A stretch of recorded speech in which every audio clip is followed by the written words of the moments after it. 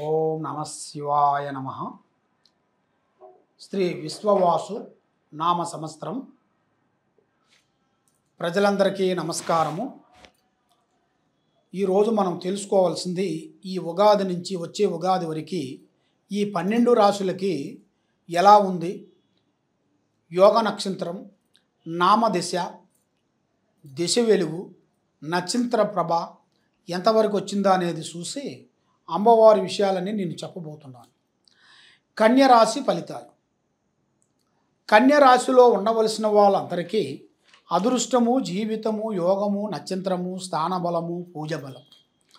ఉత్తర ఆషాఢము 2, 3, 4 పాదములు అనగా, హస్తా నక్షత్రము 1, 2, 3 పాదములు 4 పాదములు అనగా, చిత్తా నక్షత్రము 1, 2 పాదములు అనగా కలిస్తేనే కన్యరాశి ఫలితాలు. మరి ఈ కన్యరాశిలో ఉండవలసిన వాళ్ళకి ఆదాయంలో ఎలా ఉంది, ఖర్చులో ఎంత ఉంది, వ్యయంలో ఎంతవరకు వచ్చింది అనేది ఇప్పుడు చెప్పబోతున్నాను. అదృష్ట బలము, జీవిత బలము, యోగ బలం. ఆదాయంలో చూస్తే 14, ఖర్చు చూసుకుంటే 2, అవమానాలు 6, రాజపూజిత 6.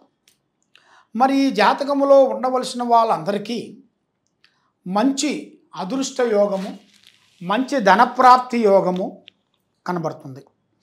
మరి ఈ రాశిలో ఉండవలసిన వాళ్ళకి ఆదాయంలో చూసుకుంటే, ధనప్రాప్తి యోగంలో చూసుకుంటే ఈ సంవత్సరం వరకు వీళ్ళకి ఎలాంటి లోటు అనేది ఉండదు. మంచిగా డబ్బు సంపాదిస్తారు, దానికి తగ్గ ఖర్చు పెడతారు. కాబట్టి దాని గురించి 4 రూపాయలు వెనకేసుకుంటారు. కాబట్టి ఎన్నో రోజుల నుంచి చేయలేని పనులు కూడా కొన్ని చేసి అది ప్రజలకు చూపిస్తారు. ప్రజలలో ఒక మంచి స్పందన, మంచి గౌరవం, అభిమానము తప్పకుండా విజయవంతమయ్యే మార్గాలు కొన్ని కనబడుతున్నాయి. మరి ఈ కన్యరాశి వాళ్ళకి మెయిన్గా విద్యారంగంలో చూసుకుంటే మంచి చదువు, ఆలోచన, మరి చదువు గురించి కొన్ని వేరే స్టేట్లు వెళ్ళటం, మన ఆంధ్రప్రదేశ్, తెలంగాణ కాకోకుండా తమిళనాడు కానీ, కర్ణాటక కానీ, కేరళ కానీ, ఉత్తరప్రదేశ్ కానీ అలాంటి కొన్ని వేరే దేశాలకు వెళ్ళి, వేరే ఊర్లకి వెళ్ళి అక్కడ కొన్ని రోజులు కొన్ని పూర్తి చేసుకొని అనుకున్న పనులు కంప్లీట్ చేసుకొని వచ్చే యోగము ఇలా జాతకంలో కనబడుతుంది. మరి ముఖ్యంగా ఈ వ్యాపారదారులకి, ఈ ఉద్యోగదారులకి కొన్ని మార్పులు, కొన్ని చేంజెస్లు కూడా కొన్ని రాబోతున్నాయి. కాబట్టి గత సంవత్సరంలో ఉన్నదాని కాకోకుండా ఈ సంవత్సరంలో ఈ ఉగాది నుంచి వచ్చే ఉగాది లోపు కల్లా వీళ్ళకి అద్భుతమైన విజయాలను సాధిస్తారు.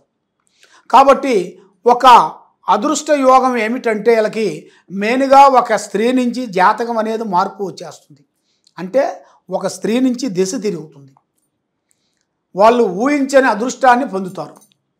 మరి ఆ భగవంతుడు దయ వలన మరి కళ్యాణ యోగం అనేది వీళ్ళకి మంచి యోగం అనేది రాబోతుంది. అనుకున్న పెళ్ళి, అనుకున్న ప్రేమించిన స్త్రీతోని వీళ్ళకి తప్పకుండా కళ్యాణ యోగం అనేది అవుతుంది. మరి ప్రేమ అనేది చాలా పెద్ద గొప్పది.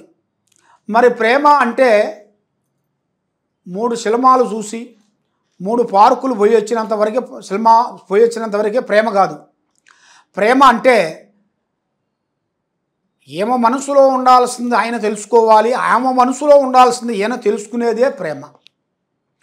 ఆ ప్రేమను తెలుసుకొని కుదురుగా కావలసిన యోగం అనేది వీళ్ళకి ఎక్కువగా ప్రేమ వివాహం అనేది ఎక్కువగా జరుగుతాయి.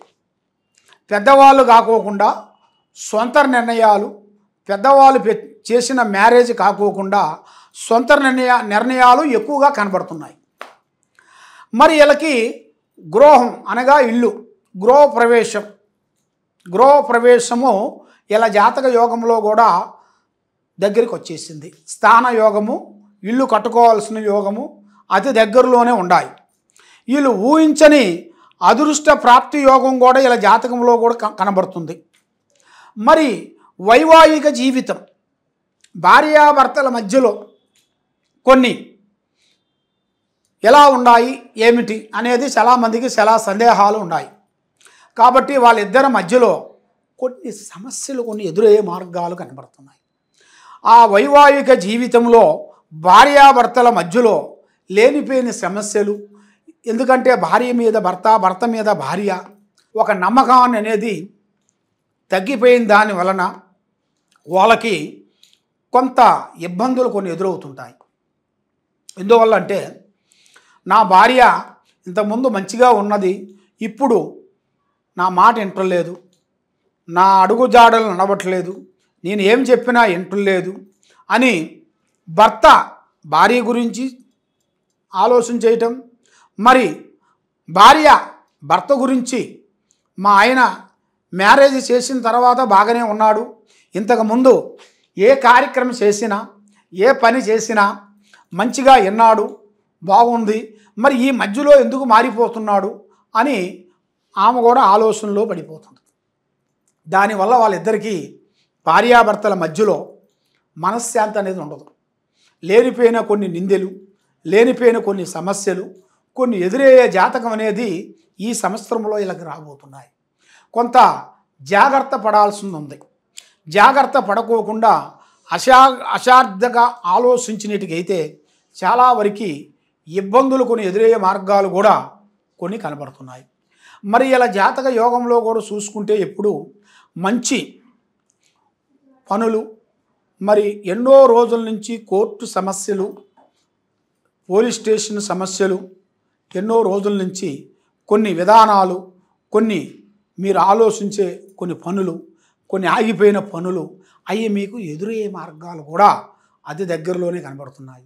కాబట్టి మీ మీద ప్రజా దృష్టి కూడా ఎక్కువగా కనబడుతుంది. అంటే ప్రజలు ఏడుపు, బాగున్నారు, అభివృద్ధిగా వచ్చారు, బాగున్నారు, అభివృద్ధిగా వచ్చారు, పైకి వచ్చారని మీ మీద లేనిపోయిన కన్ను దృష్టి కానీ, గ్రహ దృష్టి కానీ, గృహ దృష్టి కానీ కనబడుతుంది. దాన్ని కూడా మీరు కొంత జాగ్రత్తగా తీసుకునేట్టుకైతే మీ జాతకంలో మంచి అభివృద్ధిగా పొందుతారు. మీరు అనుకున్న పనులు అనుకున్న టయానికి తప్పకుండా విజయవంతమయ్యే మార్గాలు కూడా కొన్ని కనబడుతున్నాయి. కాబట్టి వీళ్ళు ఎన్నో రోజుల నుంచి గబగబా కొన్ని పనులు చేస్తారు, కొన్ని పనులు చేయకోకుండా చల్లబడి సతకరిస్తుంటారు. మరి సతకరించిన దానివల్ల అయిపోయింది నా జీవితం, ఇక నేను చేయలేమేమో, నా పని కాదేమో అని చాలామంది బాధపడుతుంటారు. అలాగ బాధపడాల్సిన పని లేదు. పడ్డవాడు చెడ్డవాడు కాదు. భగవంతుడు అనేది మనిషి కొన్ని టయాలు పెడుతుంటాడు. మంచి చెడు గ్రహాలు కొన్ని మనకు ఎదురైనప్పుడు మనం కొన్ని జాగ్రత్తలు తీసుకోవాలి. మరి ఆ జాగ్రత్తలు తీసుకోకుండా కొంచెం ఇబ్బంది పాలు అయినప్పుడు ఇంకా మనం చర్య తీసుకునేట్టుగా మనం బాగుంటుంది. మనం డ్రైవింగ్ చేస్తున్నామని కళ్ళు మూసుకొని చేయం కదా, చూసుకోవాలి కదా, వచ్చేది రాంది, ఇటు నుంచి అటు నుంచి, రైటు లెఫ్ట్, ఎటు నుంచి వస్తుంది ఎటు నుంచి పోతుంది అనేది మనం తెలుసుకోవాలి కదా. మరి అదే విధంగా కొన్ని తెలుసుకొని కొన్ని జాగ్రత్తలు పడి మనం అదే విధంగా కొంచెం ముందుకు మూవ్ అయినట్టుగైతే చాలా చాలా వరకు అద్భుతమైన విజయాలను సాధించాల్సిన యోగం అనేది ఇలా జాతకంలో కనపడుతుంది. మరి ఎన్నో రోజుల నుంచి ఎన్నో విధానాలుగా ఎన్నో గుళ్ళకు పోయి ఎన్నో పూజలు చేసి ఎన్నో బాధలు పడుతూ ఎన్నో చేస్తే ఏది చేసినా ఇలాగ ఫలించుకోకుండా బ్రేక్ అయిపోతుంటుంది. మళ్ళీ అది ఎందువల్ల అవుతుంది? మరి మేము ఎన్ని పూజలు చేసినా మాకు ఎందుకు కావటం లేదు? ఎక్కడ పోయినా ఎవరు నమ్మినా మాకు నామాలు పెడుతున్నారు, ఎవరు ప్రేమించినా అమ్మాయిలు మాకు దూరం అయిపోతున్నారు. మరి అమ్మాయిలకి అబ్బాయిలు ప్రేమించినా కూడా వాళ్ళు కూడా దూరం అయిపోతుంటారు. మరి ఎందువల్ల అవుతుంటుంది ఇట్లా? మరి దానికి కారణం ఏమిటి? అది ఏమి దోషం అని చాలామందికి కొంచెం ఆలోచనలు ఉంటాయి. దాంట్లో నాగసర్ప దోషాలు కొన్ని కనపడుతుంటాయి. అంటే నాగదోషాలు. ఆ నాగదోషాల వలన వాళ్ళకి ప్రేమించుకుంటారు కానీ పెళ్లి చేసుకోరు. ప్రేమ వరకు వస్తుంది, పెళ్లి చేసుకునే కాడ ఇబ్బందులు అయిపోతుంటాయి. మరి ఇలాంటి కొన్ని సమస్యలతో సతమతం అయిన వాళ్ళందరికీ దానికంటూ ఒక మంచి మార్గం అనేది మనం తెలుసుకోవాలనుకుంటే ఒకసారి మమ్మల్ని సంప్రదించాలి. కాబట్టి అన్నిటికీ దైవబలం చాలా గొప్పది. ఆ దైవబలాన్ని మించింది ఏదీ లేదు. ప్రజలను నమ్మి మీరు మోసపోయేదాని కాకుండా భగవంతుణ్ణి నమ్మండి, భగవంతుణ్ణి పూజ చేయండి, భగవంతుని ఆరాధించండి, హోమాలు జపాలు చేసుకోండి. మీకు తప్పకుండా ఆ భగవంతుడు మీకు ఏదో ఒక దారి రూపంలో అనేది చూపిస్తాడు. కాబట్టి గుడ్డివాడికి ఎలా నడుస్తాడు? కళ్ళు కనపడకపోయినా ఆయన ఒక సైకుతో పోగలుగుతాడు. అదేవిధంగా భగవంతుడు మనకు కూడా ఏదో ఒక దారి చూపిస్తాడు. దారి లేని వాడికి భగవంతుడే దేవుడు. దారి చూపిస్తాడు.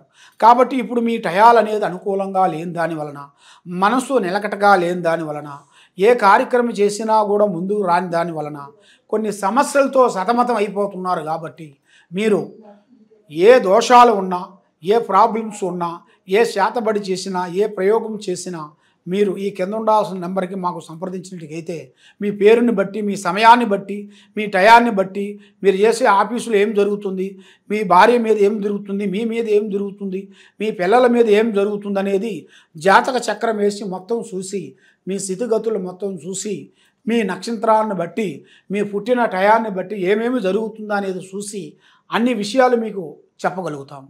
ఎలాంటి సమస్య ఉన్నా కూడా మమ్మల్ని సంప్రదించండి. సర్వో జనా సుఖినో భవంతు. ఓం నమః శివాయ.